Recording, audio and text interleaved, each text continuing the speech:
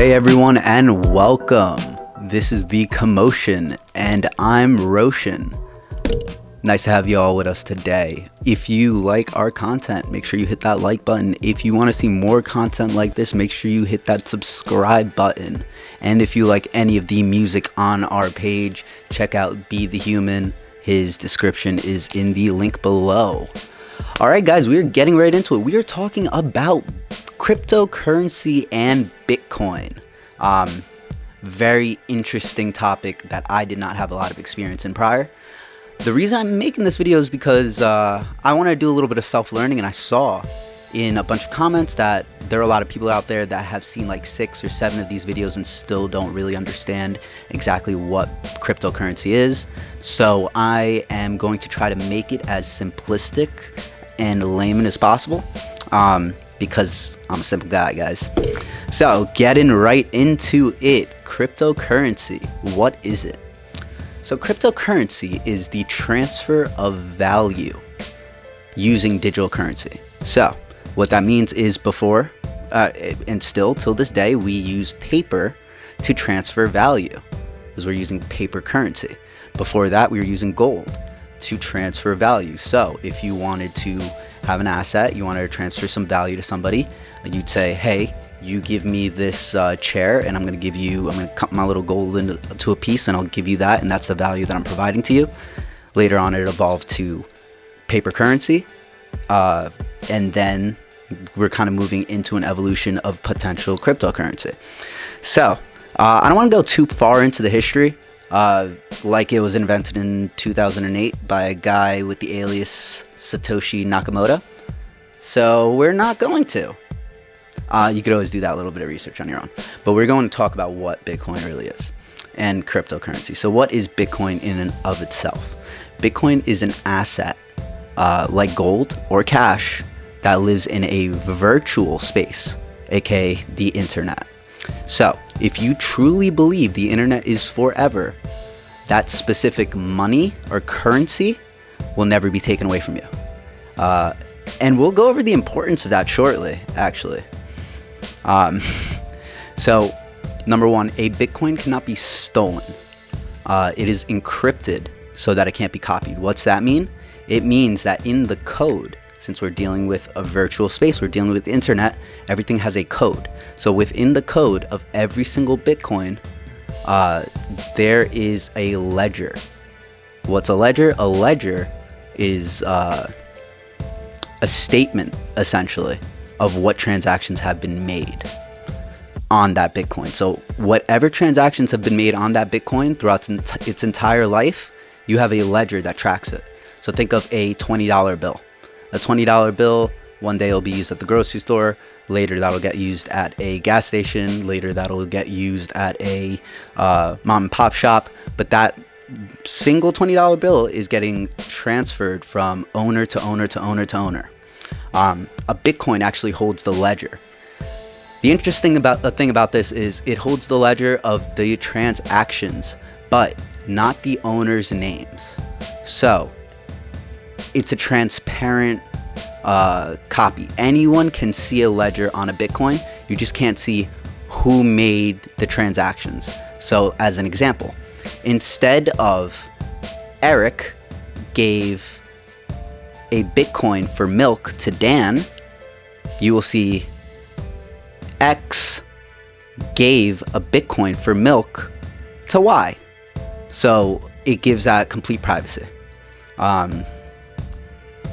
Which is pretty important, honestly, because you don't want people to be able to dive into how you're spending your money. How do I keep it forever? What happens if the servers crash or the computers crash that are holding this virtual space and virtual currency? There's something that was actually thought up about pretty well. There is something called a blockchain. Now that is just a verbiage. Blockchain is a verbiage that they use. What a blockchain means is, or what a blockchain is all computers are running the system. There are countless out there in the world. So the only way to take down the whole system is by taking down every single computer.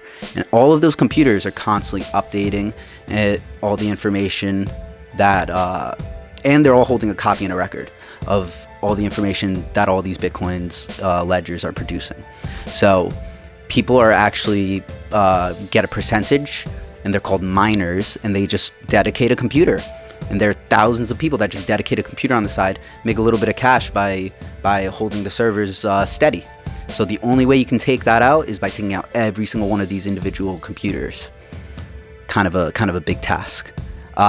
So earlier I said that the internet is forever, or if you believe that the internet is forever, then no specific money can be taken away from you.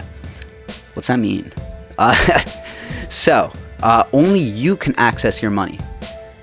No government or bank has control over it. Which, what do you mean no government or bank has control over it? Well, let's use an example. Say there's a pandemic.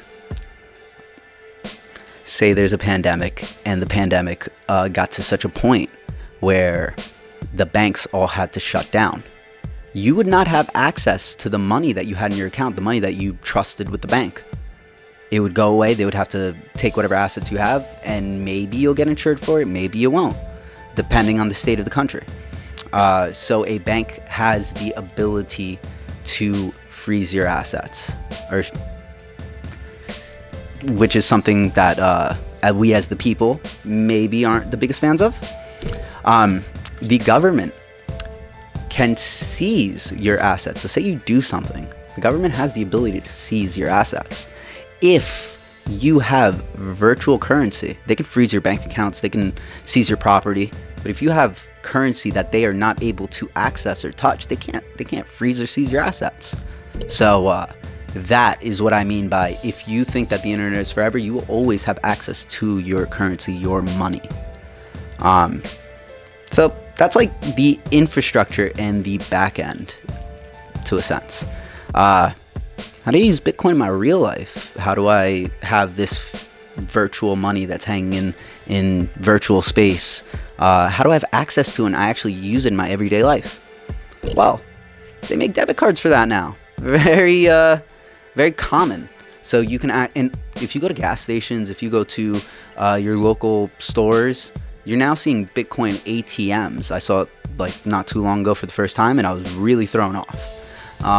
But very cool, because now you're seeing that in-person connection to this cryptocurrency that's out there.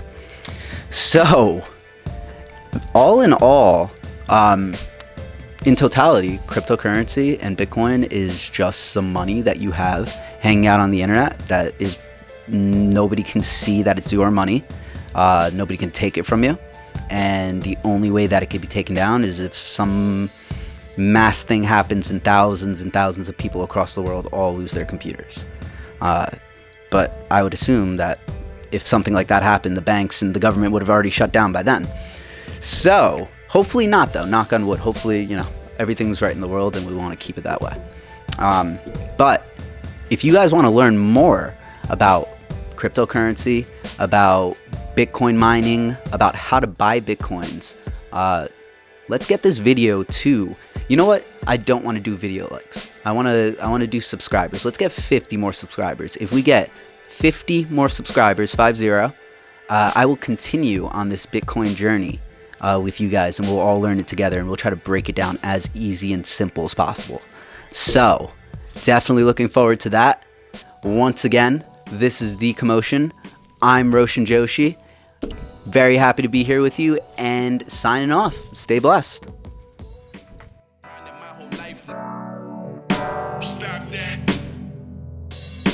Grinding my whole life.